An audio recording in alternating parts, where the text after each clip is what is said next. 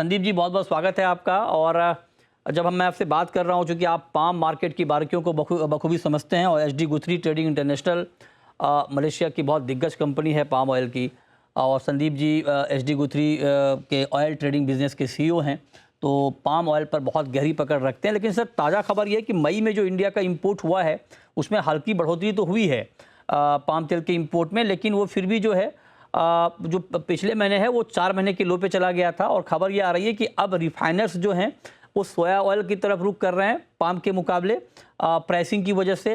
क्या ये बात ठीक है, और अगर ऐसा है तो आगे के लिए क्या सिग्नल मिल रहे हैं इससे? नहीं, देखिए रविंद्र जी, जो हमने कहा वो बिल्कुल सही है। अभी जो प्राइसिंग पॉइंट ऑफ व्यू से देखे जाए तो पाम ऑयल और सोयाबीन ऑयल लगभग लगभग सेम प्राइस पे चल रहा है। इसके चलते इंडिया ने बहुत सारा स्विच सोयाबीन ऑयल की तरफ करा है। और जो अभी इंडिया में इंपोर्ट हुआ है पिछले 4-5 महीने में, जो पहले इंडिया में 8 लाख 9 लाख टन हर महीने होता था, वो घटकर अब 5.5-6 लाख के आसपास घूम रहा है। वही मई में भी आ रहा है। जून में हो सकता है इसको बहुत बढ़ोतरी मिले, क्योंकि जून में इंडोनेशिया से भी एक्सपोर्ट बहुत अच्छे हो रहे हैं। तो सर, हमारे लिए क्या अभी इंपोर्ट थोड़ी टाइट रहने वाली है सप्लाई?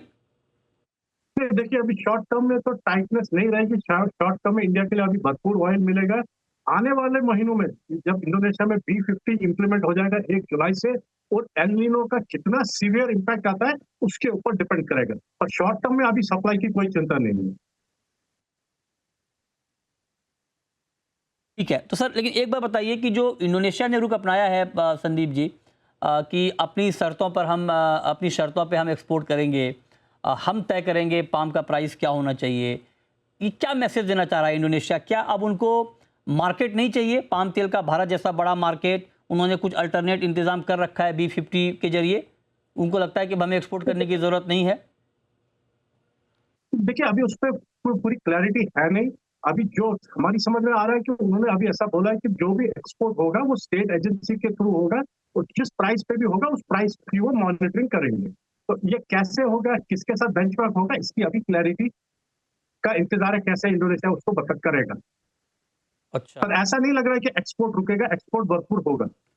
तो क्या इंडिया को कुछ अल्टरनेट सोच के रखना चाहिए क्या? मान लीजिए इंडोनेशिया आगे चल के कुछ और कड़ा रुख अपना ले, मलेशिया भी इंडोनेशिया को फॉलो कर ले।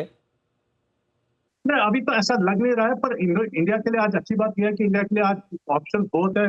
मलेशिया है, थाईलैंड है, पापा न्यू गिनी है, लेटिन अमेरिका है, तो सप्लाई मिल जाएगी। बस एक बड़ा इंपॉर्टेंट फैक्टर रहेगा कि एल नीनो से ज्यादा इम्पैक्ट नहीं आना चाहिए। अगर एल नीनो का सीवियर इम्पैक्ट आया तो हो सकता है थोड़ा हाँ, बहुत हाँ। शॉर्टेज सप्लाई में होगी आने वाले महीनों में। अच्छा, ठीक है। एक लास्ट क्वेश्चन सर, प्राइस पर आपका ताज़ा व्यू क्या है? ताज़ा सिचुएशन को देखते हुए प्राइस पाम ऑयल का कैसा रहने वाला है? देखिए, प्राइस पे अभी जो कुछ भी हो रहा है वो एक्सटर्नल फैक्टर्स पे इसके कारण हो रहा है। मेनली अभी सब इमीडिएट में वॉर था, वॉर के चलते ये बहुत परसों 47-4800 तक चला गया था। फिर थोड़ा बहुत ये आने लगा कि शायद वो वहां पर कुछ डिसीजन निकल रहा है, तो उसके चलते फिर कल और आज में फिर ड्रॉप कर गया नीचे।